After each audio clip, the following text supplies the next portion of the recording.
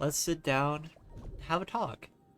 Talk about the future of Honkai Star Rail, and where the game's going to go. We're starting to get closer to 3.0. We're on 2.5 right now at the time I'm talking about this. And feixiao, this came out pretty recently. But I do have a few points I want to bring up about kind of the future direction.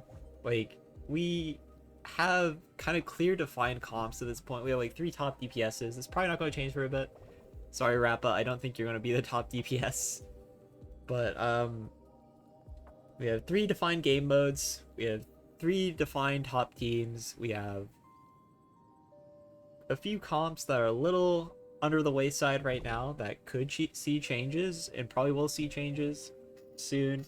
We have a new relic set that I think indicates a potential path for a future new mechanic of the game that I'll get into as well. And like with that, we have a bit of lore info too that kind of gives us a hint of where the story will go for the 3.0 world, right? We know from Black Swan. And with those things, I think that is the start to where we can actually look into theorying how they can change the game and how Hoyo might like move mechanics around. We also have a Fate collab that we'll talk about a little bit too.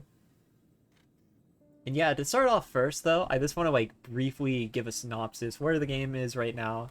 We'll use Pridewin's tier list, whether you love him or hate him. It's a good general idea of where the game is right now. We have Acheron, feixiao, Firefly. 2 ult characters that do not use energy. Firefly, an ultimate mode character, so you can get more energy on her for when she leaves her form. But ultimately, you only need like the 40 energy to get to her form, and then press E, and then you're in her form, and you're like, yeah, woo, we're good. So 3 characters that don't really use energy for ultimates, and you have Robin, you have Ron Mei, you have Aventurine, Hua Hua, the energy dealing support. And with that, we kind of can make a few observations. Even though they don't really exactly share the same info in your kit, Acheron, feixiao, and Firefly, all their core mechanics don't really benefit from like energy. And I think that's an observation that is very noteworthy, right? Because like how you can make a character distinct in the game. Like we saw how Jingliu and like Don Hun IL were the premier top tiers, but how they moved away from them is they slowly started moving into this like double DPS style, which we saw like the worst one with like Ratio. We saw it with Topaz at first, and then we slowly moved into that style, and then we moved on with like Kafka, Black Swan, Ron Mei, and we slowly like moved further and further and further away from the hypercarry concept of Danhun IL and Jingliu, and we moved into these like DPSs that are like Acheron can technically act with hypercarry related things, but Acheron's so easy like another Nihility unit, and you kind of have this like clear definition of apply more debuff, apply more action, get more stack, get more value. And that clear definition, in order to move away from it, one route to move away from it comes down to moving back to old in a way, right? Like we see Tingyun here, the 1.0 character that has really stood the test of time. If Hoyo wants to move away from like the current kind of routing that we have today, one of the easiest ways to do that would just be adding a new character, like a new 5-star that buffs energy yielding, so you can play around characters like Jingliu or a future unit that actually uses energy, and make them distinct from Acheron, make them distinct from feixiao, make them distinct from Firefly. And that's one of the simpler ideas they could do. And you can also just like buff hypercarry in a sense too, because like sure, Acheron can use hypercarry, and Acheron will probably get some benefit out of hypercarry. Unless you like make it energy related, then Acheron can't use that energy, right? But outside of that, Acheron will generally like one hypercarry. We already see what Sparkle, Acheron, Yaocha as a concept, or Acheron Yaocha sometimes uses Ramen too. But if you want to move hypercarry into a concept, you have to move it away from like these DPS top damage dealers, or you're just buffing the same comp again over and over and over again, and that's not really what Hoyo wants to do. I would say like a future goal is always going to be like how can you create archetypes that are new and unique to the game and kind of have like stylistic differences so you can sell more characters. And another reason why I say like hypercarry is the area I think will be buffed You'll notice Robin is really on every team. Even Hypercarry right now is like, you'll use, like Scylla, and then you go like, oh, I use Sparkle, I use Robin. I use Hypercarry unit like Yunli. I use Sparkle, I use Robin. And Don Hong, Sparkle, Robin. Jingliu, Sparkle, Robin. And why this is important, and why it's so important, right? Is because if this is like the way we're going in the game, having the best support be an AoE buffer, still be the best support for Hypercarry, is not frankly good, because that means like Robin is kind of covering too many comps, right? Like Sparkle, you can move away from Sparkle and this use Bronya, and you have Robin Bronya, and then you just like buff Bronya with buff Robin with Bronya, and then all of a sudden you have Robin triggering off this, and then Jingliu gets buffed by Bronya, and you have all these other characters get buffed by Bronya, like Seal gets buffed by Bronya. So it kind of like creates this distinction where Hypercarry units are still relying on the character that's supposed to be a double DPS character. And this off that alone kind of leads into one assumption that I'm going to make in this video, and that is that Hypercarry will get buffed. Hypercarry will get a new support, and it will happen soon, and it will be a way to kind of get back to a old archetype and try to make it more unique again. And the other part of the assumption I want to make, and this is something that we actually got this patch, probably the more important part of this, I would say, is the new mechanic. I always click this button, but we have to look at Relic. Always one of the most important things to look at with this game is what do they give us, Like, they gave us a couple things. They gave us the Lu Shaka, the Sunken Seas, which this has some interesting text where it's like, if the Warrior is not the first character in the team lineup, then increases the attack of the first character in the team lineup by 12%. And this is something to think about too, because like, in some other Hoyo games, like Zenless Zone Zero, we see team placement matters a lot. So you can support switch, and then you go to your first point character in your team and get a big combo, right?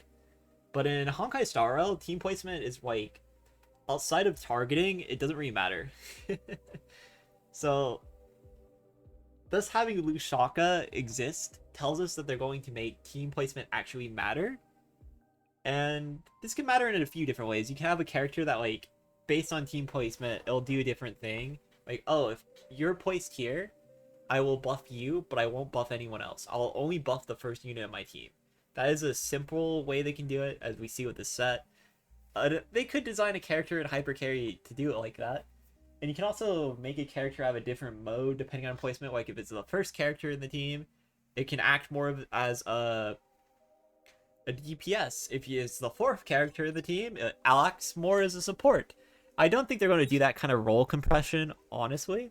But I do want to like say that as another part that they could potentially do. This because like team placement, there's a lot of ways they can just mess with team placement and make it matter more, and make like, oh, as a limiting factor, because team places is a limiting factor, we can make enemies always target this spot, so we have a way to nerf in the future around team placement. So that's where I want to bring up Lu Shaka as like a pointer set, even though it's like, it's just a good ER set right now. I do think it can be indicative of a way that you can like target a character, like, oh, these characters will get super high buffs, higher than any Hypercarry, because this limitation of they have to be in a certain place is something the devs can abuse with future enemies to kind of punish people for doing that in the future, in like a 4.0 and like super distant future. So having characters streamlined like this is ultimately good for devs to like just make changes and hurt those archetypes. Which, as nice as like I think Honkai Star Rail is as a game, they're always going to look to make more money, and they're always going to look to like, how do we sell characters? And having an easy way to like nerf a character is really good. It's really good for them. And the other stuff I want to talk about, and this is where I brought up like old potential new archetypes, right? And I think the potential new archetype, Summon. I think Summon will be the mechanic that they add into the game in 3.0. I think, well, not add, because we already have Topaz, we have Jingyun, and we have Lingsha. But I think Summon will become its distinct thing. Because right now, every Summon unit uses follow-up attacks. I think that's something that's not going to stay a constant. And I'll give you some info on why as well. Because, like, you will read like Topaz's skill, right? You read Topaz's talent with Numbi.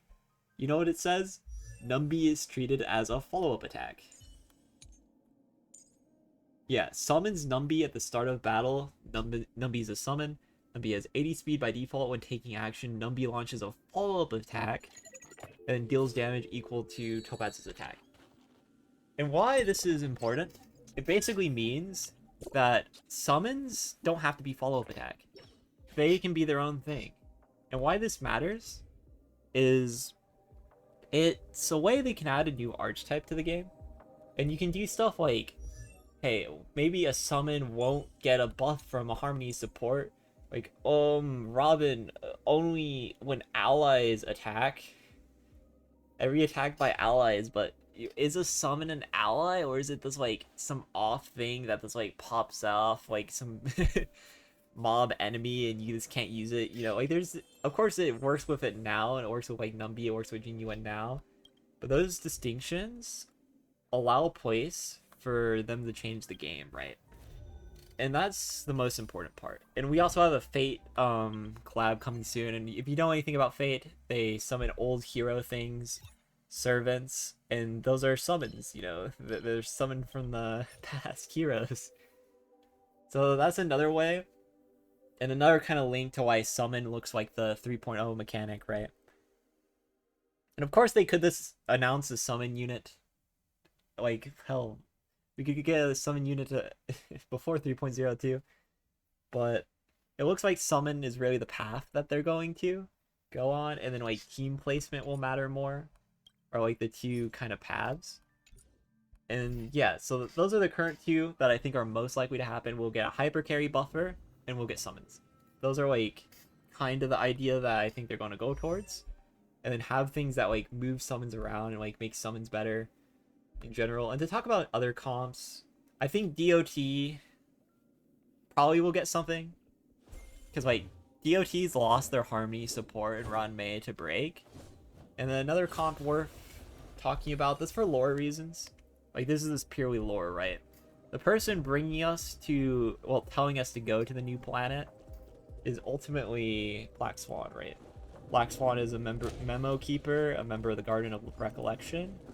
And this is, like, where there's no evidence to what I'm stating right now. There's absolutely zero evidence to what I'm stating.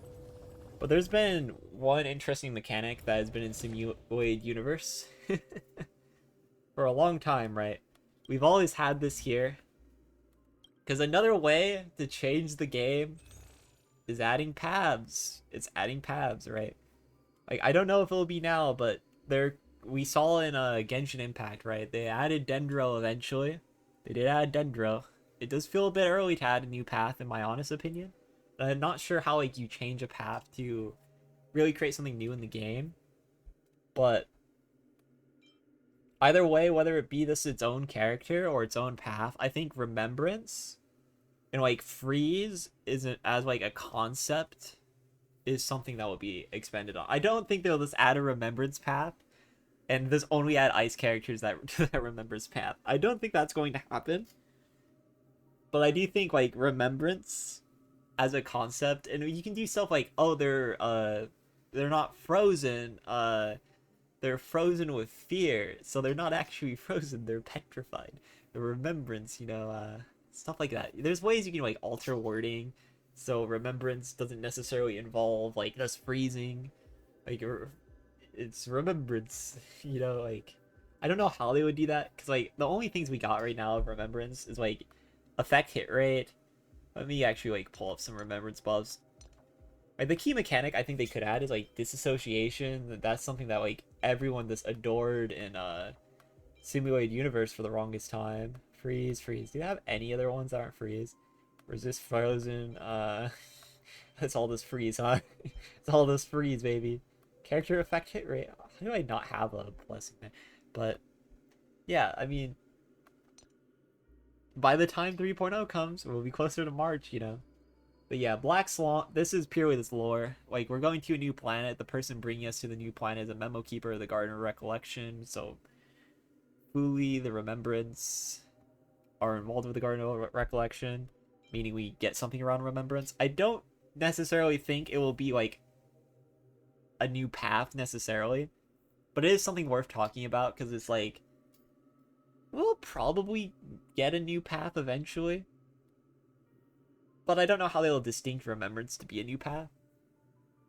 It's more likely with Remembrance that we'll just get, like, you know how Elation has follow-up units. We'll get Remembrance units that use, like, disassociation or something, right? That is the more likely route, but it is worth talking about that there is potential for this, like, new ice mechanic. Like, we have a few characters that provide freeze right now on, like, March 7th. Japard technically can, but Japard's not really doing it actively enough or doing anything special with it. And we have, like, Misha, who is a ice freeze unit that provides a lot of, like, debuffs. So that's kind of noticeable, even if it's, like, low odds, right? So freeze is definitely a mechanic that could be added to as well. So that leaves, like, 4 things. We have DOT will probably... DOT surely get something right. Hypercarry. We have freeze. And then we have... What was the last one? DOT, hypercarry, freeze. And summons. Summons being the most likely. Hypercarries, too. We'll get more hypercarries. It's an inevitability. There's complete inevitability. But DOT... it's just been abandoned, so that's just me being wistful, I'll be honest. And then freeze, that is lore reasons only. Freeze is probably going to get better. And also, like, notably, we haven't had, like, an ice unit since, like, Ron May. We haven't really had many ice units in the game yet, so maybe they do have a lot planned for Remembrance. Like, we have Japard. Japard hasn't really gotten power crept in a traditional sense. Like, there's not an ice healer yet. There's not an ice new preservation ice yet. Some other ice units. We have Yenqing, you know, we have Yenqing. We can get a new ice haunt unit. Yenqing's the one I want power crept the most. Get we power crept Clara. He's actually still good. Clara's really good. What's power creep Yun Li directly? Where's our ice hunt unit, guys? Why do I even have that level? What was I doing?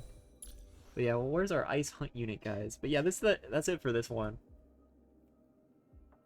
Let me know what you guys think. There's a lot of, like, stuff in this game, really. I hope, like, my rambling was, like, somewhat useful. I'll be honest, I mainly just made this video to, like, just have a place to talk about stuff, because there's a lot of, like, future development potential. I don't think, like, next patch is going to be very major in terms of, like, story. Like, we're getting Rappa. We're going to go back to Penacony and Bootil stuff, probably. And we kind of left on a cliffhanger in the Jianzhou Fu again, which kind of frustrates me, but that's another thing. You'll get to the story in that yourself. You get to the story in that yourself. But yeah, that's it for this one. Let me know what direction you guys think the game's going to go in. And let me know if you like these videos of this me rambling about circumstantial evidence in the game, right? I enjoy it. I like rambling. So, you know, I'm always down to ramble more. And yeah, that's it. Goodbye.